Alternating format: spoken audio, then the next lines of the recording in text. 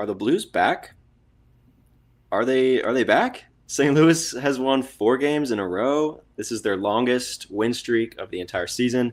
And as of today, March 2nd, they sit just 1 point out of a wild card spot. So, what are the reasons for this success, both from a team standpoint as well as an individual player standpoint? Why have the Blues been so successful lately? Which players and units have stepped up? And how does this affect their outlook on the rest of the season? How does it affect maybe their plans for the trade deadline? We're going to talk about all that and more today on Note News.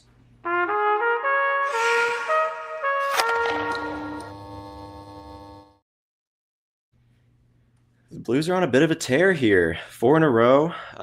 They have come out of the Four Nations break feeling good, feeling hot. They have 64 points now. Their record is 29, 26, and 6. They sit just 1 point out of the second wild card spot as we wake up today here on March 2nd. There's a lot to break down here, so we can go ahead and get started. But before we do, we are a St. Louis Blues podcast. If you're new to Note News, we go live twice a week. We talk all things Blues from the NHL level team, their play, their performance. We get into individual players. We get into front office stuff as well as free agency, trade deadline, rumors, buzz, draft, prospects, all of it. So if you like all that stuff, then be sure to like this video, subscribe to our YouTube channel. It's the best way to help us out. We're also on audio. If you like Spotify and Apple Podcasts, you can follow and rate wherever you listen. And we're on Instagram, Twitter, and TikTok at Note News Pod, as you see over on that side of the screen by right next to Alex's lovely face. So be sure to follow us there. We announce when we're going live and all kinds of good stuff. But 4 wins in a row, man. The Blues are hot, possibly at the right time. But how are you feeling about this Blues team, Alec? I have to shout out a comment said to me after the win last night that just was so poignant, perfect. My cousin texts me and says, "This is the most St. Louis Blues thing ever to start their win streak, start to put it all together right now, like a week before the trade deadline when there's not enough time to know for real, like if this can be an identity." And of course it's like, right, like the "we are so back, it's so over" graph is truly timeless in St. Louis. I mean, for a lot of sports fan bases, but I really feel like in the Blues world, it is a timeless piece of art. So are we back? I think we'll maybe not definitively answer that, but we'll get into a lot of it. There's a lot to break down here, but I'm excited to talk about it all. For sure. Yeah, we got a lot to talk about for sure. But before we dive into Blues land, there was a recent trade in the Central Division that we wanted to touch on first. The Florida Panthers acquired defenseman Seth Jones and a 2026 fourth-round draft pick from the Chicago Blackhawks in exchange for Spencer Knight, who is a young goalie prospect, or a young goalie, and a 2026 first-round draft pick. What's your take here? I mean, it seems like the Blackhawks kind of fleeced the Panthers. Yeah, unfortunately, the worst person you know has made a good point, and the Chicago Blackhawks have made a good trade, which sucks.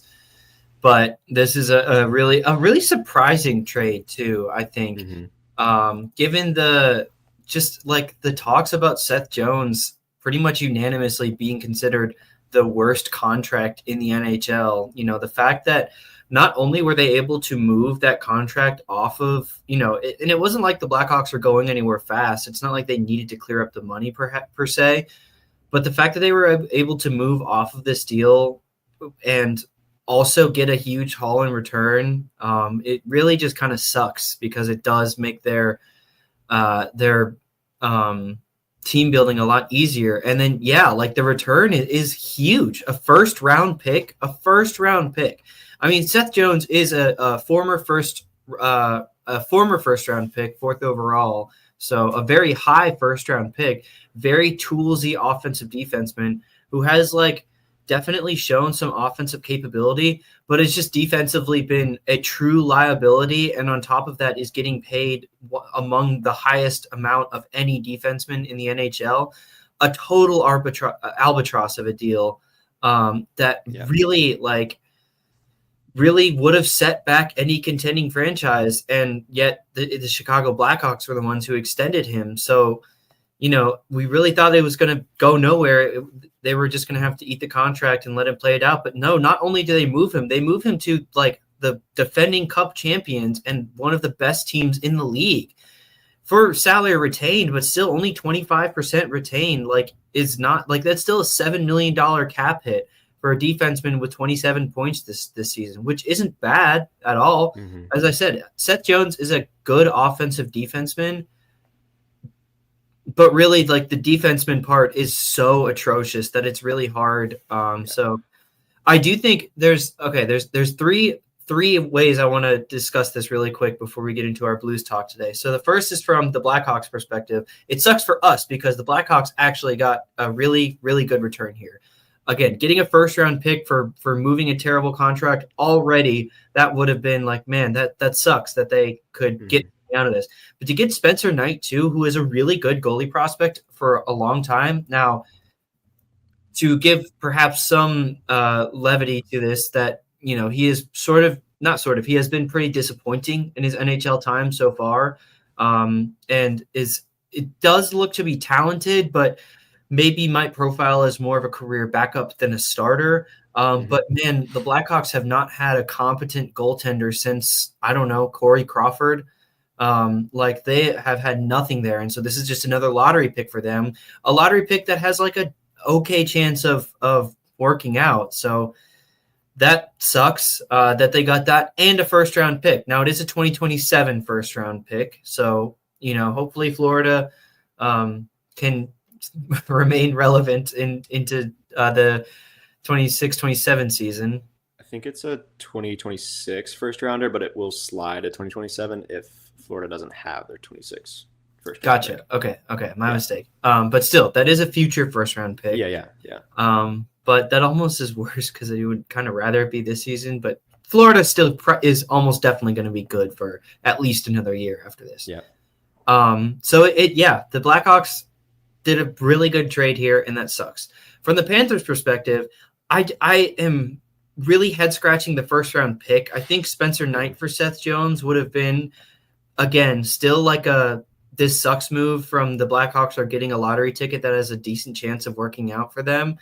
But giving up that first round pick really is the operative thing here that is super annoying that the Panthers were able to capitulate. However, I do think Seth Jones actually is going to fit in really well with Florida. I think there's a really good chance that he is able to. I mean, Gustav Forsling right now is playing like one of the best defensemen in the NHL. Not really defensively stalwart, like more of an offensive guy, but because he's on the Florida Panthers, is able to play at such a high level. And Seth Jones is not going to be, getting nearly that level of time. And I think will still be a good player for them. So like, I understand them wanting to take a chance, but also there's a chance it doesn't work out. Although I think it would be funny if Seth Jones goes on an absolute tear, becoming one of the best looking offensive defensemen in the league. And just, Chicago really is that incompetent as a team right now, but this helps them into the future. Now, to tie this into the third perspective here, to tie this into St. Louis Blues hockey, why I think this is actually a little bit, and maybe not even a little bit, a good thing. Seth Jones is 30 years old, but is a veteran NHL defenseman, an aging NHL defenseman on a massive contract with lots of no trade clause stuff attached to it, that got traded to a contender for a haul. Maybe you see where I'm going with this, but the St. Louis Blues have a pretty big question to address this offseason at what they're going to do about the massive contracts sitting on their blue line for aging veteran defensemen. Now, it isn't a one-to-one comparison because, as I said, Seth Jones is a former high first round pick, He's a little bit younger at 30 years old, going to be 31, versus Krug and Falk, who are going to be 33 and 34 respectively. Nick Leddy's going to be 34, etc. But that return is insane. That's huge. And at a $7 million cap hit for the Florida Panthers. Yep. Falk and Krug aren't even making that with no money retained.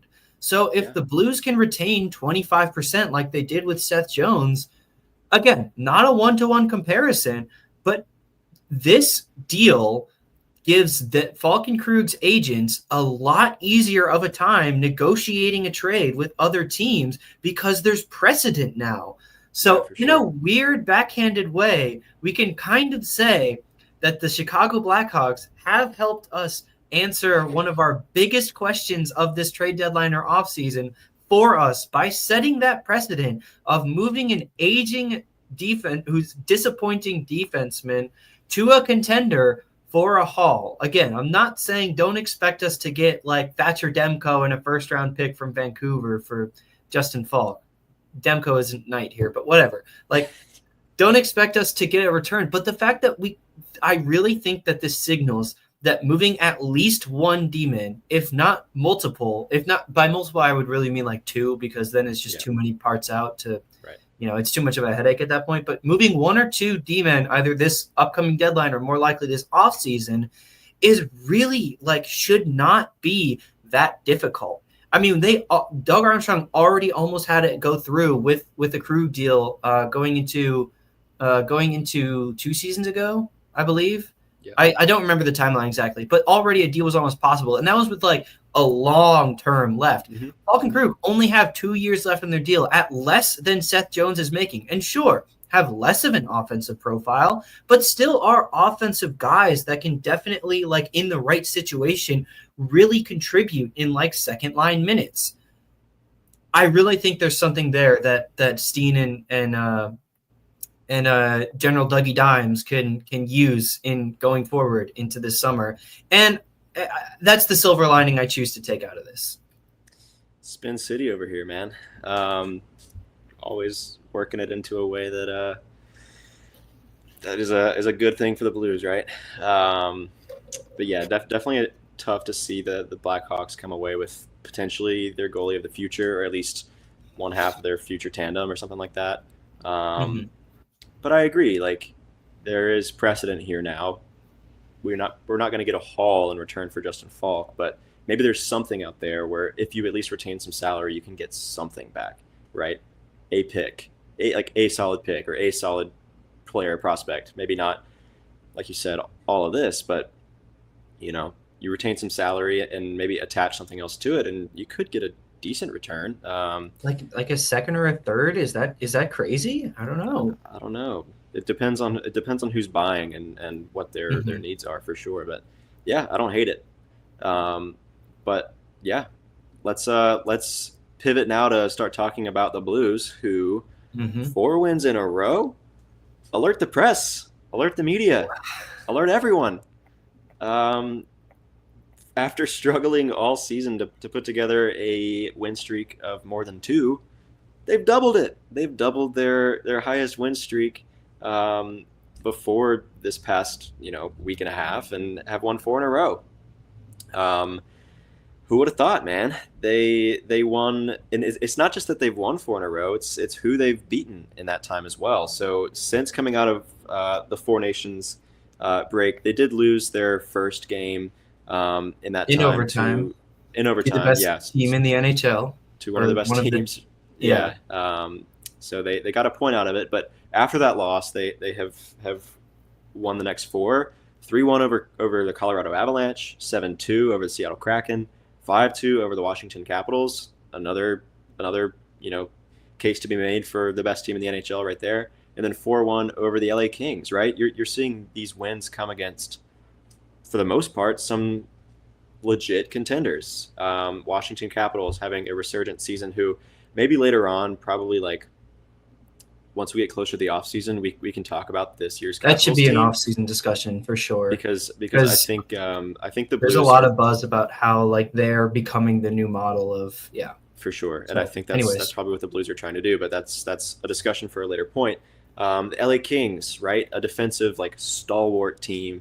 You think of them as just a responsible, tough team to play against. They're having a solid season this year, 3rd in the Pacific Division.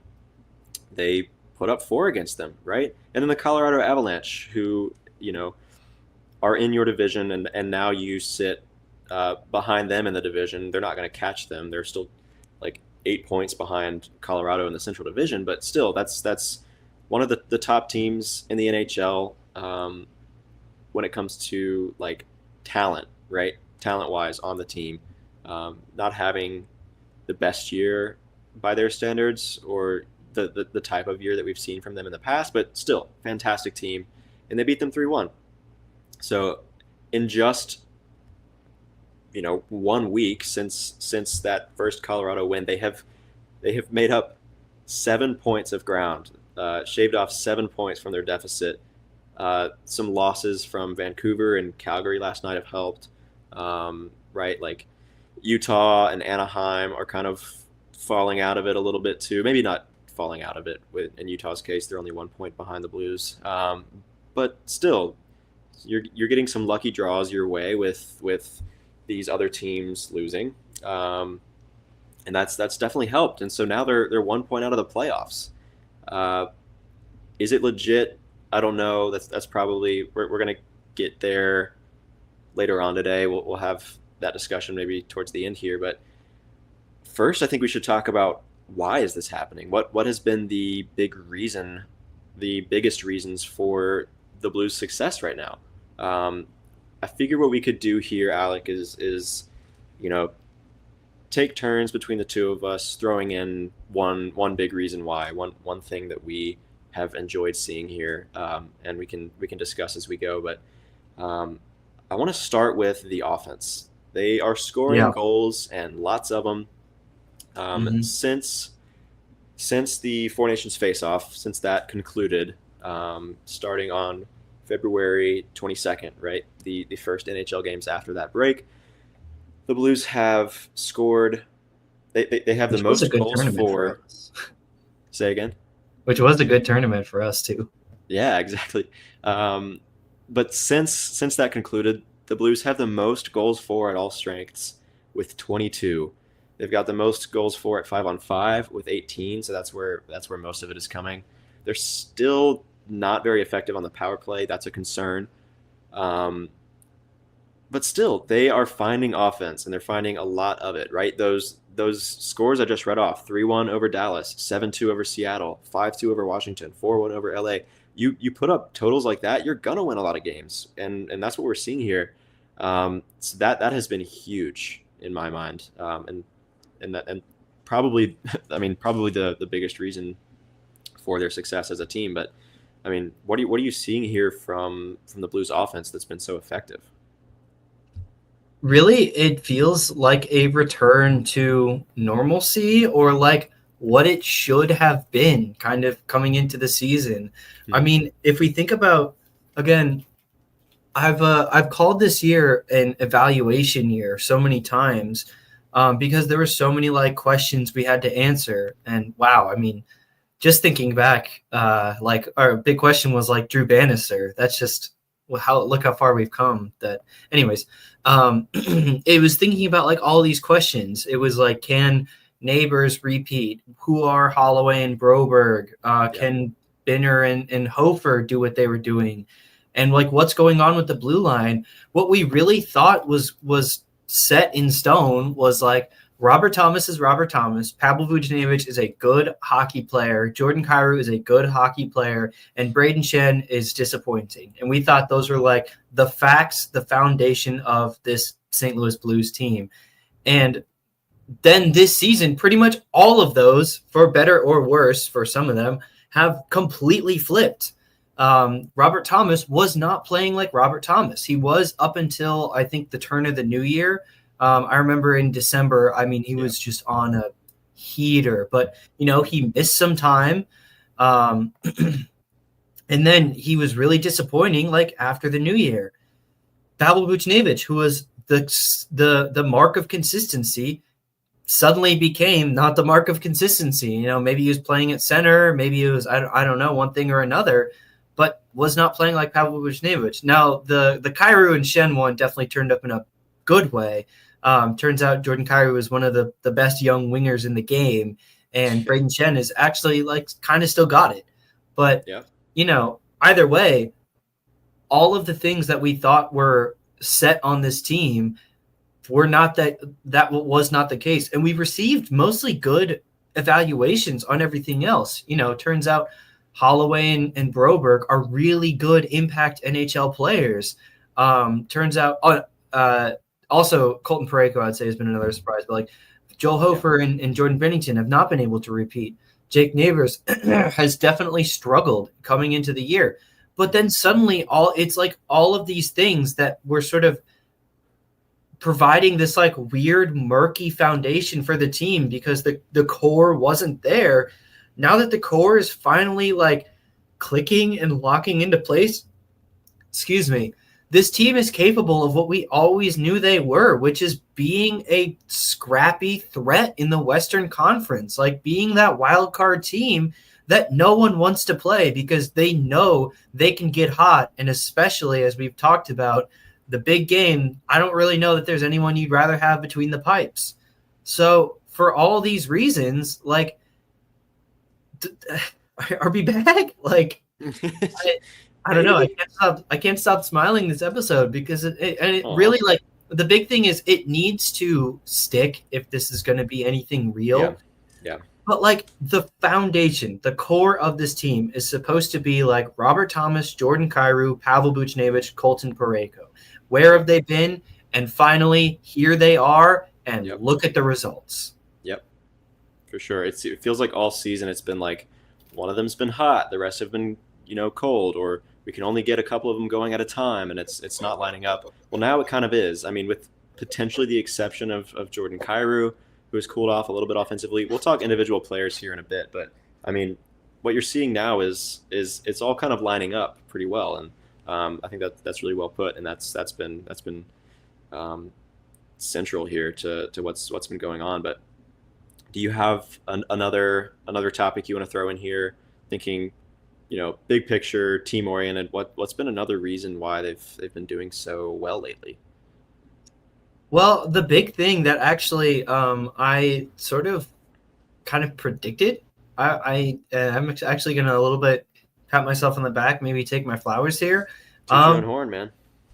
The Blues have been a really good defensive team, and they've been a really good defensive team not because of their blue line. Like, their blue line's been okay. I think Broberg's been really, really solid. I think Broberg is like a prototypical, ideal number 2 or like second line defenseman. Like, he is so just steady and solid, and maybe won't have the high highs that we saw at the beginning of the season where he was looking like the Norris favorite. But even then, like, that is a really, really valuable piece that this team has been looking for forever. I'm sorry, I totally just lost my train of thought. But other than like Broberg, like Parayko's still been doing his thing. But even then, like, the defensive efforts from this team, I think, have really been driven by the forward lines. Now, absolutely, I will say, while I did predict this to be the case I did boldly predict this to be the case, and I wrote a blog about it on Bleeding Blue way back when. I really don't know that I even expected it to get this good, if I'm being honest. Sure. I think Matthew Joseph has been a huge part of that. I am sorry, like, in his breakdown of his that I did in like that summer scouting series, I said he had potential defensively, but he's been great defensively. Another huge part of this defensive forward core is Jordan Kyrou. Jordan Kyrou has turned into one of the better defensive forwards in the league. And frankly, I never saw that even a little bit to be the case. Finally, also, I think Zach Bolduc has been really, really solid at blocking shots. Also, finally, that WTF line has been how much of this season doesn't happen without the WTF line? I mean, seriously. Yeah, sure. Nathan Walker has been a goal scorer. He's only got, like, I want to say 9 off the top of my head. I don't have the stats in front of me. Very few, but he's scored, it feels like, when at moments. He's literally brought the fight by fighting people.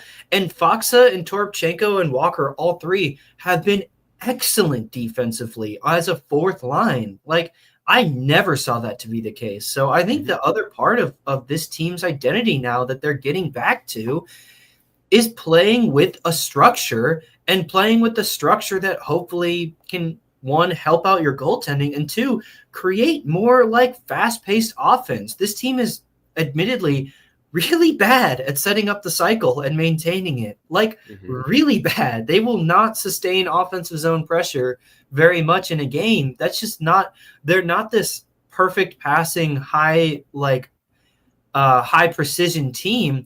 They're driven by speed, athleticism, and more like stick handling skill rather than passing skill, and driven specifically by the smarts and the zone IQ that they play with to turn around and create those offensive opportunities that let guys like Jordan Kyrou, Zach Bolduc, Jake Neighbors, Dylan Holloway just eat on those rush chances.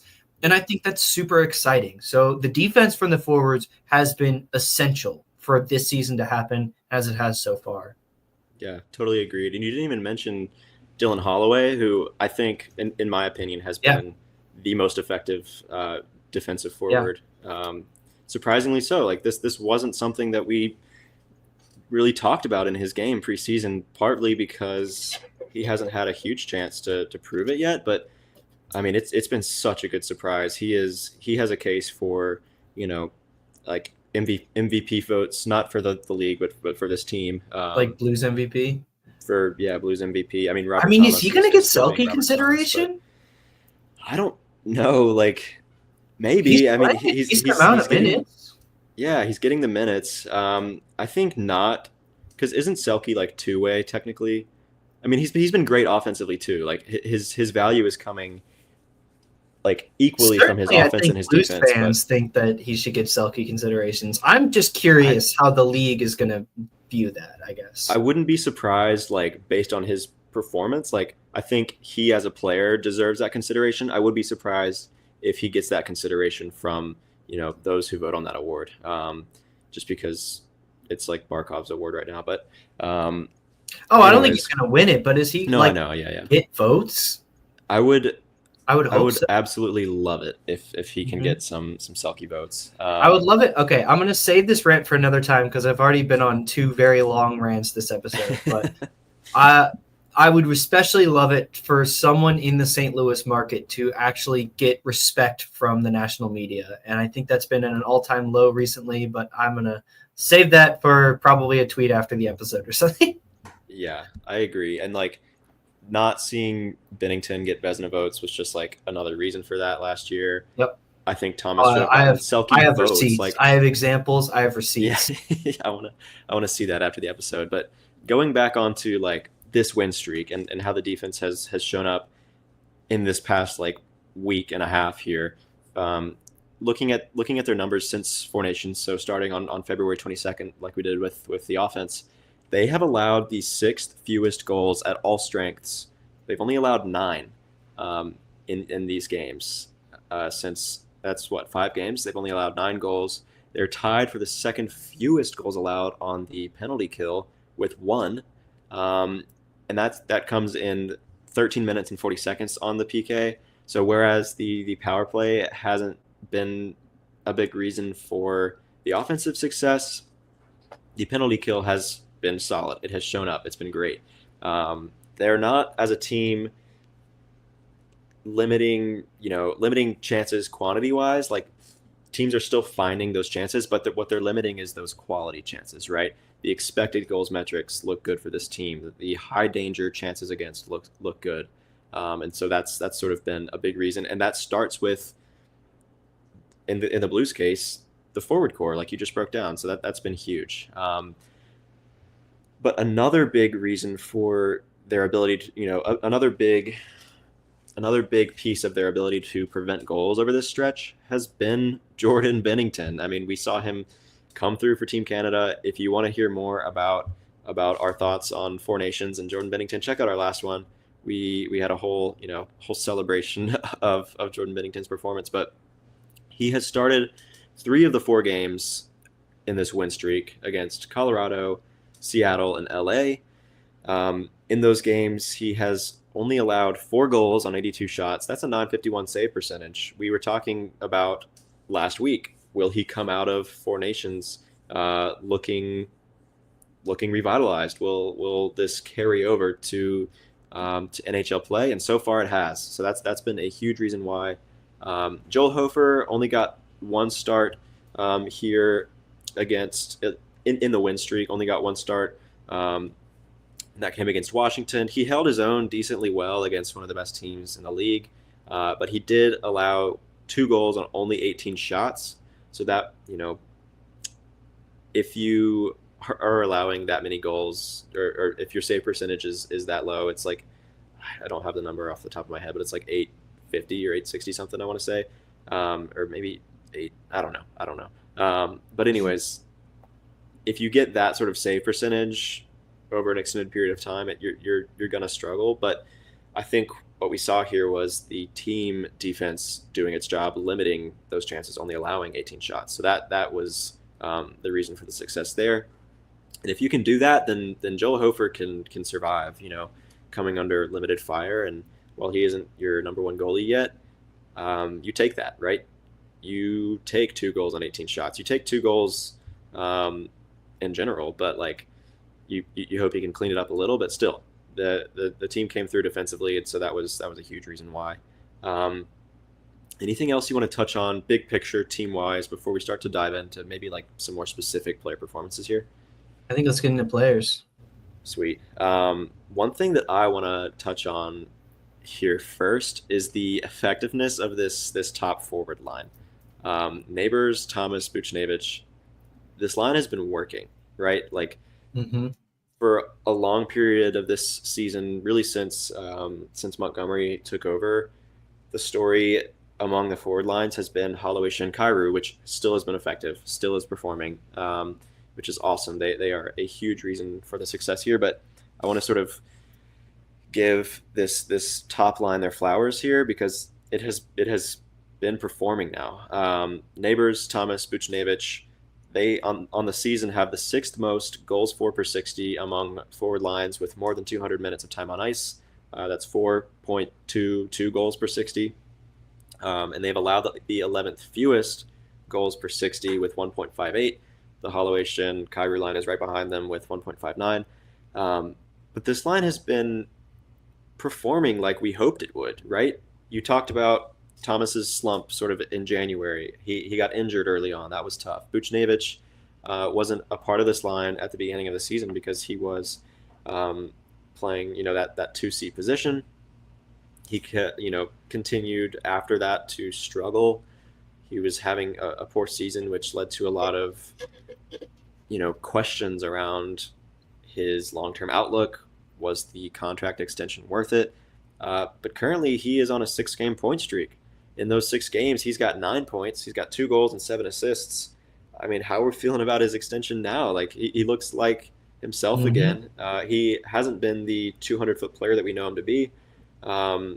His offense has been okay, but that's really where all of his value is coming from this season. His defense has not been so good, but we've seen him sort of resurge a little bit. I think he's been getting more hate than he should, because I think he is still in like the top, I don't know, quarter or top third of the Blues' most effective players this season. It's just not what we're used to, right? And it's not an $8 million player. It's expectations. Yeah, it's expectations, and it's this new contract that he's been given.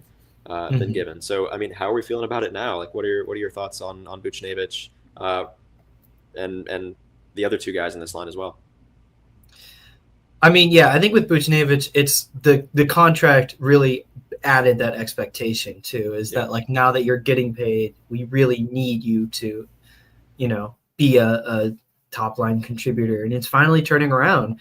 And I mean, I don't mean to just be arrogant this whole episode, but I don't know, shout out to us who are saying like, we're not saying that the Buchnevich contract is a complete total like mistake and failure after half a season of bad play and a very weird season. And now I'm also going to be the one saying that admittedly it's been 5 games, it's been a little bit more of like Buchnevich putting up points, but I'm still not ready to say like, haha, we told you so entirely.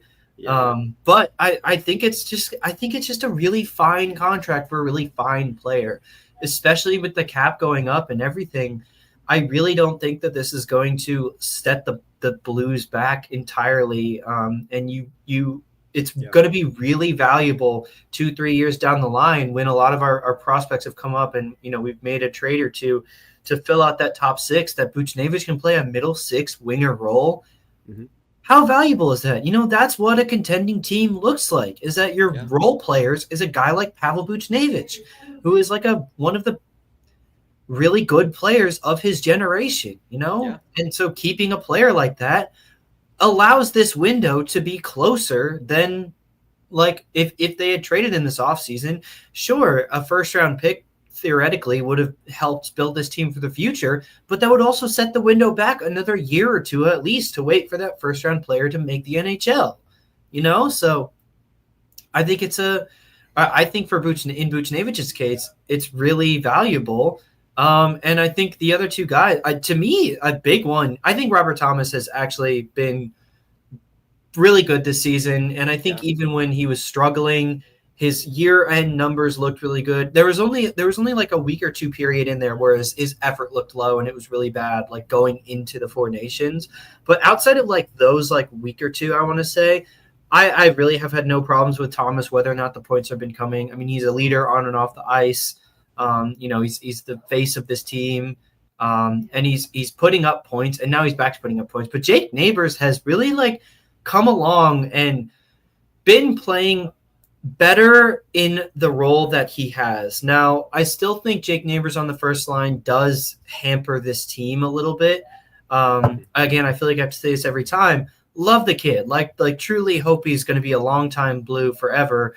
And he's so much fun to watch, but he is a one-trick pony. He is a Zach Hyman. He is a Chris Kreider. And those players can be really effective and have 59 or 60 goal seasons, but when they're playing with guys like Artemi Panarin or Connor McDavid, So like Jake Neighbors' role is really good, but he is very much a very specific piece he has a very specific tool set here. And if he's not doing the thing that he is supposed to be doing, I mean, look at the Rangers with Chris Kreider this season. Like, it can get ugly fast. Now, Neighbors is not making that kind of money, which is why it isn't as ugly. But all of this to say that he's really started to finally figure out, I think, the timing of things, or maybe it's just that things are good, and when things are good, they're great for Jake Neighbors. But he's really, in the last couple of games, have been figuring out the timing of when to take the rush chances with Thomas, or when to go down low. And like when he set up that goal for Thomas that Thomas like batted into the net against Seattle, that was Jake Neighbors creating. So that was him doing something other than tapping in a goal at the goal line. But really, like, Jake Neighbors needs to be a goal scorer and a point producer on the first line. He is not going to add anything defensively. He will play hard on the forward and back check, but not necessarily like the smartest. There's even in like the neutral zone, it's really bad too. So if he isn't putting up points, then he is an overall negative for this team. And I really think he's found out, like, Thomas and Buchnevich have a much slower, methodical style. And I really think at the beginning of the season, we saw Neighbors sort of like skating around like a chicken with its head cut off sort of thing. And now it feels like he's more adapting and adjusting to Thomas and Buch's slow style without losing his play style himself. Like, he's still skating around super fast and flying up and down the ice, but he's found a way to not do that unintentional. It feels like he's being very intentional, finding the right lanes to open up a pass to Buchnevich. We really see those assist numbers coming along for him too. Or knowing, like, you can't just hang out in front of the crease. You have to like crash the crease and then move back out before you can re-enter that space. You have to manipulate the space. He's really coming along in the hockey IQ side of him being an offensive force, which I think is also going to be really helpful for his development. To me, that means that he will probably still continue to be a one-trick pony, but if he can know how to manipulate and use that skill rather than just like keep bashing his head against a wall until it works, that's a really like valuable step in his evolution as a hockey player to develop that hockey IQ so that he can stick around in this league and continue to perform. So I really think Jake Neighbors has been, on top of Buchnevich and Thomas finally coming out of this slump, which has been huge. Buchnevich, I think especially, but I think you sort of broke that down really well already. Yeah. I think Neighbors is a piece of this that should be considered. For sure. Yeah, I agree with your assessment there. I want to hear, another individual performance that you have your eye on. But before we do, I just want to say, if you're just tuning in, we're a St. Louis Blues podcast. We go live twice a week. We talk all things Blues. So if you enjoyed, trade deadline buzz, prospects, and obviously the NHL level club, then like this video, subscribe to our YouTube channel. It's the best way to help us out. We're on Apple Podcasts and Spotify if you like audio and want to follow and rate wherever you listen. And then we're on Instagram, Twitter, and TikTok at Note News Pod. Post a lot of other great stuff, so follow us there. I'm getting close to 300 YouTube subscribers, so help us get over that line. That would be huge. Share us, tell us, tell a friend about us if you think they'd like to hear about St. Louis Blues. But anyways, I want to hear another player or unit. So I talked about that top forward line, right? I want to hear about another player or unit that you have your eye on as like a big reason for this Blues team success in the past week or so. Yeah, I mean, there's a lot that you could break down. I think I'm going to go with Colton Parayko. Has been a big one for me. Yeah, you could have been first. Yeah, I think there's a ton that you could go to, but really Parayko, I don't know. It's just awesome. I mean, it's like prime Parayko part 2. I think defensively, maybe he isn't like the 100% defensive defenseman that he once was, but now he's probably like 85% defense and like actually crashing the net and like playing a goal scorer's role. I don't know. I feel like I've been talking a lot this episode. If you want to take a lap on Parayko. Yeah, man. I feel like when he gets the puck in the defensive zone, I see like he looks hungry. He's like, I want to take this coast to coast. I want to be Connor McDavid today. It's been pretty funny, but yeah, dude, Colton Parayko having a career year, starting smaller in this streak, right? So, looking at the win streak, he's played all 4 games, obviously, and in those 4 games, he's got 5 points, 3 goals, 2 assists. He's shooting 33.3%. Surely that's sustainable. But I mean, look, man, he's got 34 points between 15 goals and 19 assists. The man is having a career year. Like you said, this is like we're seeing. This is prime Colton Parayko. Like this is what we're seeing. Like, and if he can hit another level, fantastic. But like this is potentially prime Colton Parayko that we're getting right now. I really hope the Blues window opens up like next season or the one after that, and we can see this level of play continue and see Parayko get another chance to make a playoff run. But yeah, dude, he has been so valuable, so central to this team's success. I think once the Blues brought in Cam Fowler and the defensive core sort of leveled out a little bit, it's really given him the space to open up and become this player. He is, I believe, on pace for like 21 goals and 26 assists, so like 47 points, right? But as we sit today, he's got the 4th most goals among all NHL defensemen, all of them. Like he's got more than Quinn Hughes. I mean, I believe I can't remember the 3 above him. I think it's Makar, Chychrun, and who's the other? Is it Werenski? Yeah, 3 for 3. Nice. All right, this is fun. But yeah, dude. I mean, he looks so good, and like you said, he looks confident. That's what I'm loving what we're seeing, and it's not just that he's like a one-trick pony. Like we're seeing him do it in a lot of different ways. We're seeing him, like you said, crash the net, get into those high danger situations. We're seeing the trademark Colton Parayko slap shot from deep, which is so fun to watch. Like I Timeless. could not tell you how much I love his slap shot. I love watching him rip it The from joy of back there sports deep. is watching a Colton Pareko slapper.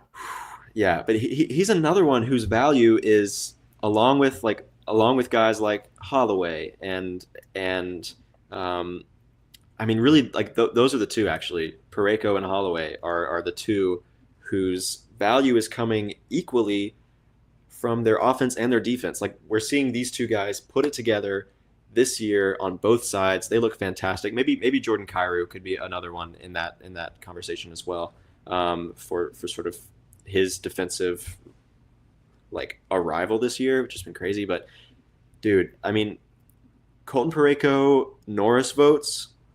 What do you think? Again, I think it depends on how the markets view St. Louis as a sport. If you just go by raw points, Pareko is 20th in the league right now, two behind Moritz Seider, three behind Pionk and Jake Sanderson. So points wise is still a long ways out, but defensively, as we've been saying, is very good, and is, as you said, fourth in goals, which is super significant for sure. He's also 20th in time on ice, or average time on ice, which is actually, I think, a better stat for just how valuable he's been. Yeah, I mean, will he get votes? I would love it, and I think he should. I think he should get like up ballot, because I think down ballot is usually like higher, whatever. I think down ballot is like down there. Well, okay, wherever the non-winners are, like I think it's down ballot. Okay, anyways, I think he should get down ballot consideration for sure. I think it does sort of depend on the rest of the season because, admittedly, he is not producing the same amount of points that there. If I'm being honest, has this been like maybe this is just, I don't know, me not recognizing the talent in the past couple of years, but I feel like this has been one of the better seasons for defensemen in the past several years of hockey.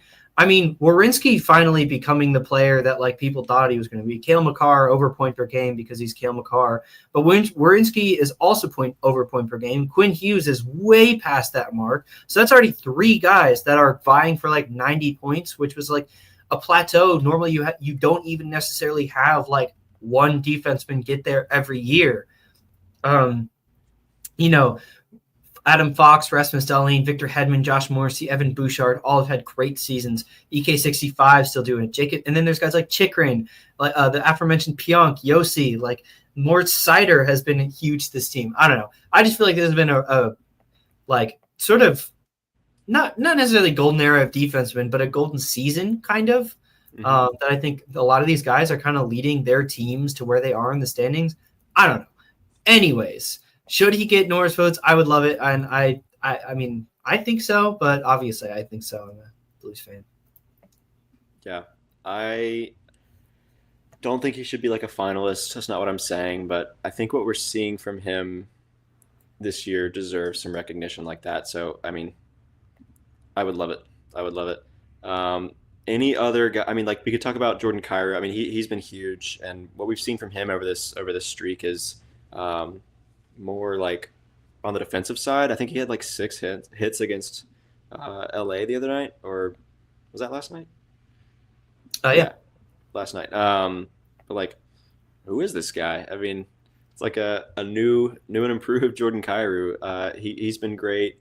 Braden Shen is another guy that you talked about, but I think we could talk about like Dylan Holloway and Philip Broberg. They had a great game the other night. I think the Blues are undefeated when they both score. So, I mean, those guys have been fantastic. I mean, do you want to take a second on Broberg? Sure. My sweet Swedish prince. Yeah, your guy. Good gracious. I love Philip Broberg. He is, as you touched on earlier, like everything you could want defensively, right? And especially from your second pair guy, potentially like your number 2 defenseman. He has been exactly what the Blues needed and what they've, as you said, been searching for really since Pietrangelo left. And I think like it just has lined up in such a perfect way for them, to get him this year and to get him at this, just the way it has lined up for the Blues in their current window and for Broberg in his like career window, right? Like this is his arrival, and this is like what we're seeing from him. Um, is his best, obviously his best season so far, but like this is who he can be, is what we're seeing this season. He had obviously those 2 goals against Washington. I was like, I was on the edge of my seat hoping for a Hattie, and I think he wanted it, and I saw him like going for it a couple Hmm. times, and that would have been awesome. But still, 2 goals on on 2 shots, like you take that all day. That was so good to see. I love Philip Broberg. I think I tweeted out after his second goal. I was like, you know, I think I might have feelings for Philip Broberg. Love this guy. Yeah, dude, he has been so effective in so many ways. But in the same way that we've seen a big reason for their offensive success start with their defense, that's what I'm seeing with Philip Broberg too. Like he is shut down in the defensive end, and then uh, really hustles to get up there and make a play offensively as well. Like I can't remember who it was against or when it was, but it was a little bit ago. There was like that turnover in the defensive end, and like Robert Thomas like took it all the way down. All I remember is they were wearing like the retro jerseys. Robert Thomas took it all the way down, and Philip Broberg was right on his heels, and he was the guy who came down, made space, opened up a pass, and drew the defender away, passed it back to Robert Thomas, and Robert Thomas buried it. Like he got the assist. He didn't get the goal, but like, or no. He made the pass available, drew the defender away. He didn't get the assist. He didn't get a point on that. But what was so valuable was that he hustled down the ice, made that play possible. Right? If he didn't get down there, the defender wouldn't have gotten over. Robert Thomas might not have scored. Like that is what we're seeing from Philip Broberg on both sides of the puck. That's what we saw against Washington. And if he can sort of find some semblance of what we were seeing on him, or seeing from him earlier on in the season, like sky's the limit for this kid and for the Blues if he can get back to producing like that. But I don't know. Do you have anything to add Absolutely. on Broberg? The only angle I really want to take here is just like you said, that this is lining up perfectly for like Broberg's career, for the Blues window and everything. And call me whatever title you want to use here, but credit to the Blues front office. Like Yeah. they recognize this is a guy who can perfectly, if things go right, this can set our timeline forward, because it's such a synchronous move that the timelines are so lined up parallel to each other that we have to get him. And everyone at the time called it an overpay. Most people called it an understandable overpay, but an overpay regardless.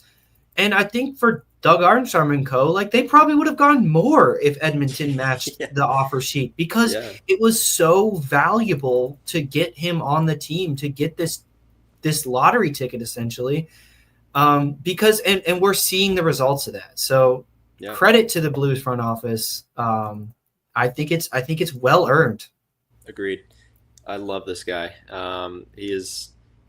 He and Holloway are like fighting it out for my new favorite Blues. Um, I love them both. They're so fantastic. I think we should shift now, looking ahead. So as we said, the Blues have won 4 in a row. Obviously, their best stretch all season for a lot of reasons, as we've broken down here today. They are currently 1 point out of the second wildcard spot in the West. They have 64 points. Above them is Calgary with 64 points, or I guess tied with them. Calgary does have 2 games in hand, but holding the second wild card today is the Vancouver Canucks. They've got 65 points. So the Blues are 1 point out. Utah is right on their heels with 63. The Ducks behind them with 59.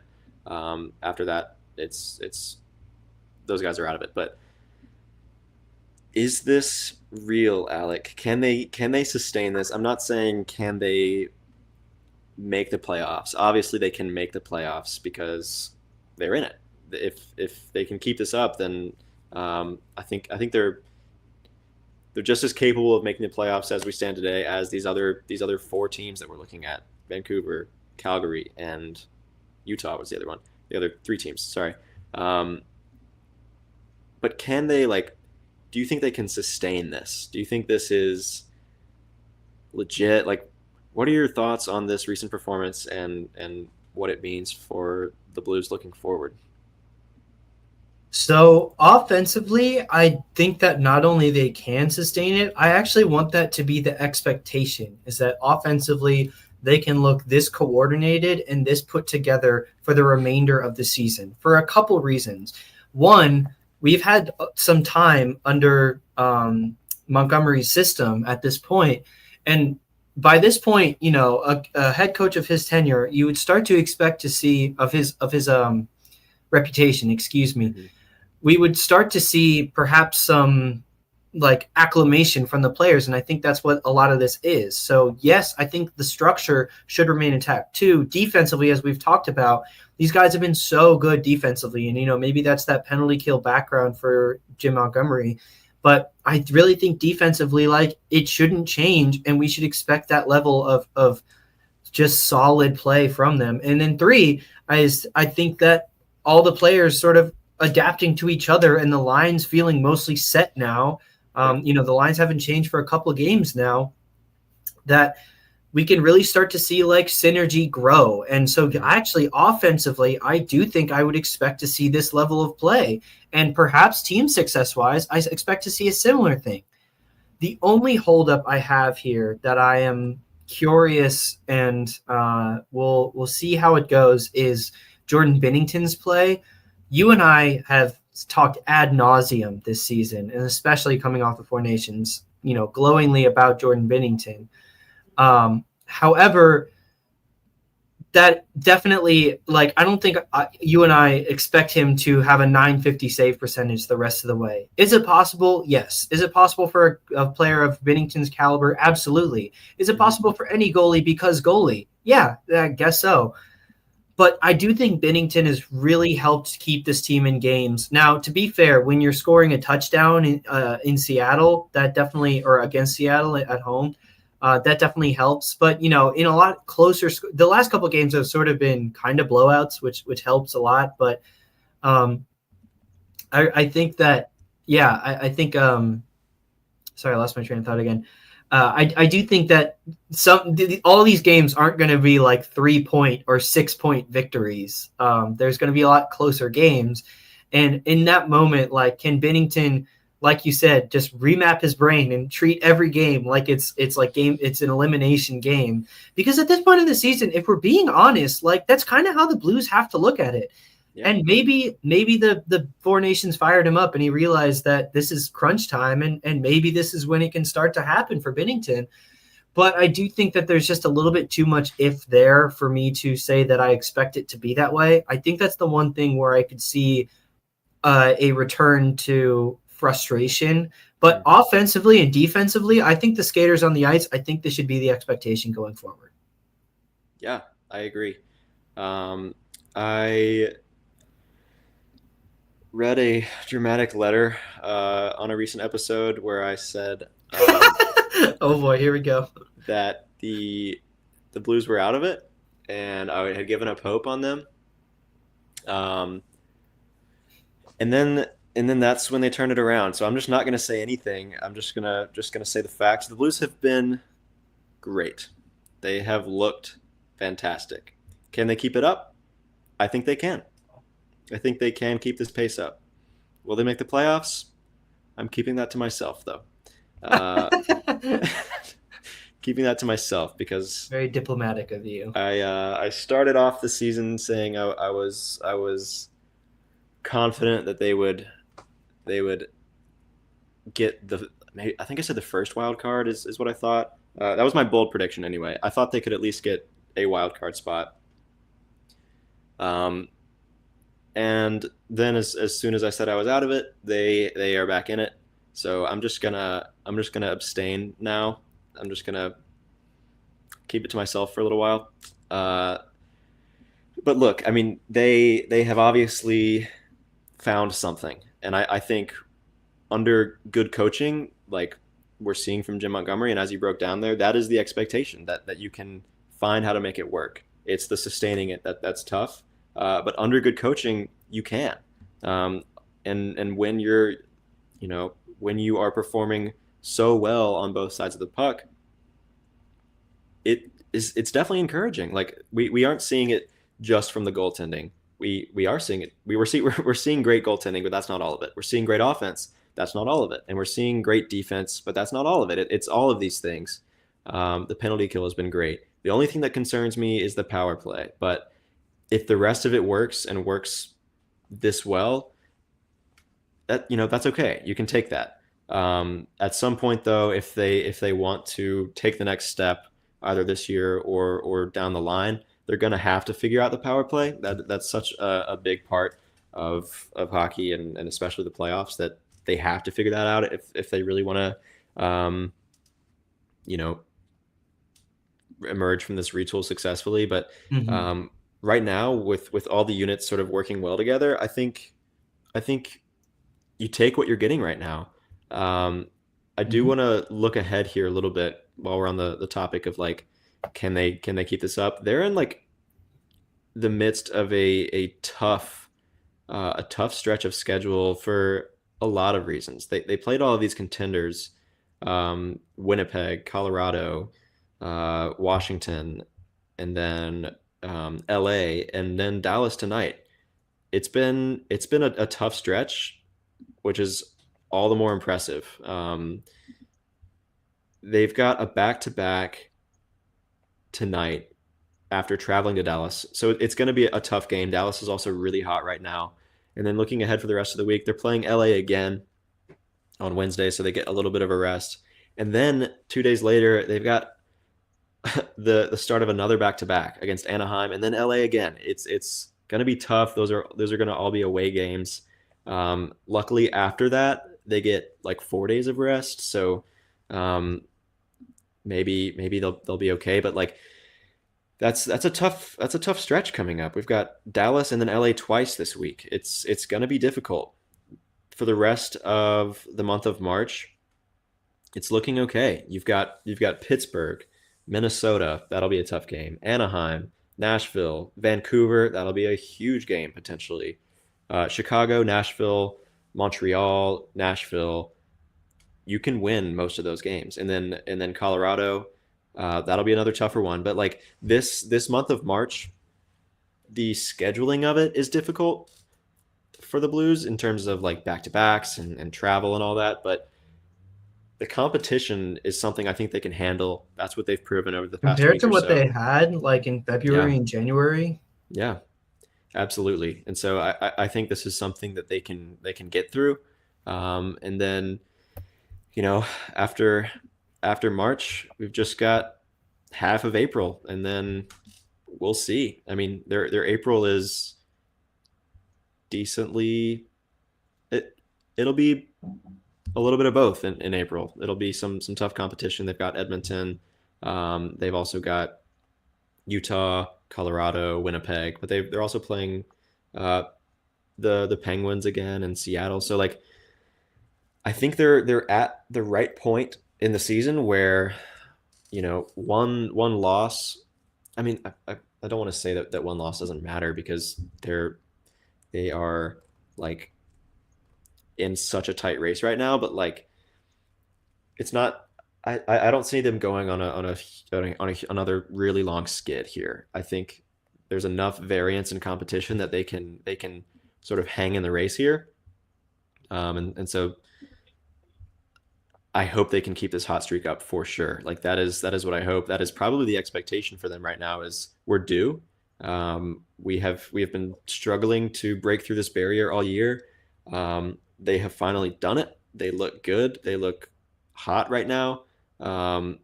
So, I mean, who's to say they can't Go keep out it and up? do it. Yeah, go out and do it. Go out and do it.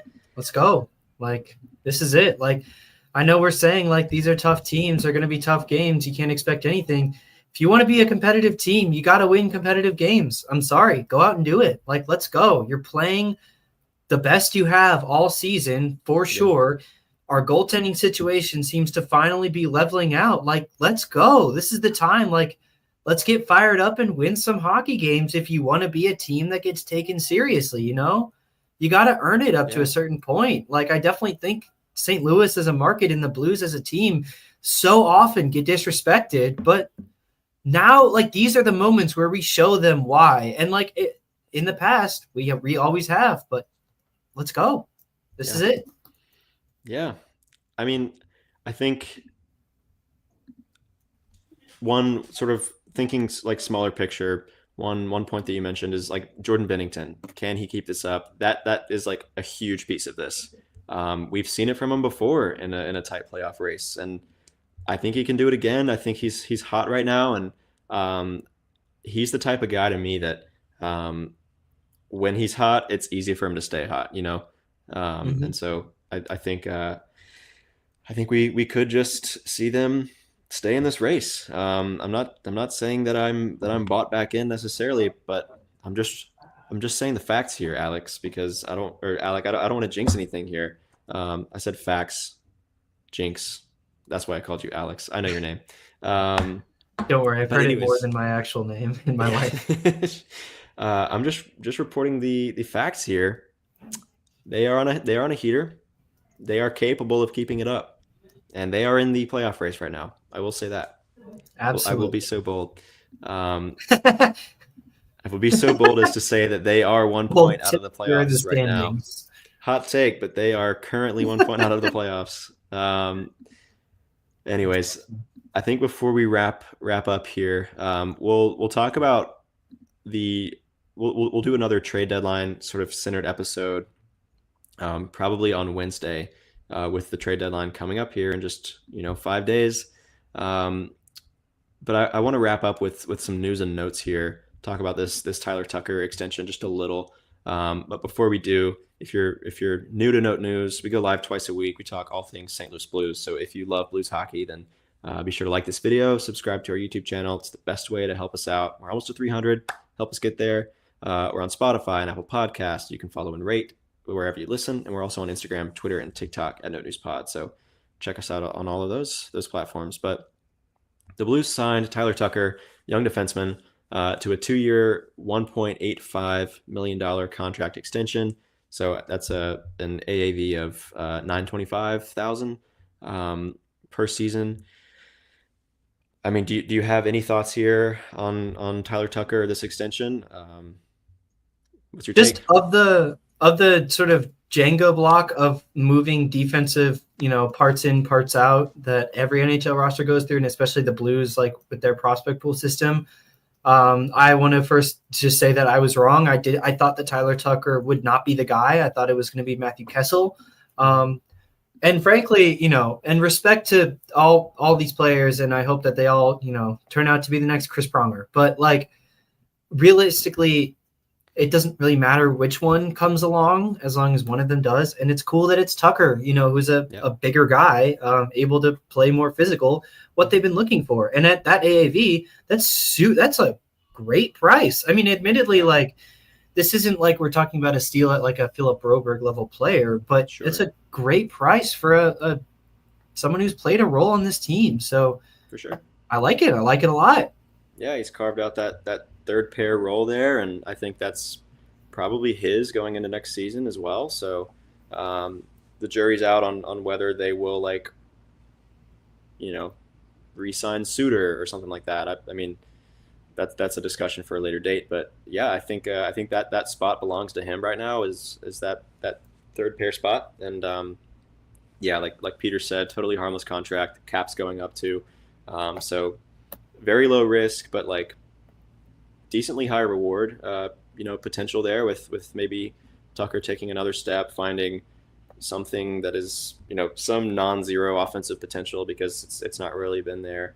But he has played a role, and you take that from your third pair guy. So, like you Totally. said, didn't really like have a huge preference one way or the other as to who, who carved out the role. Just glad that one did.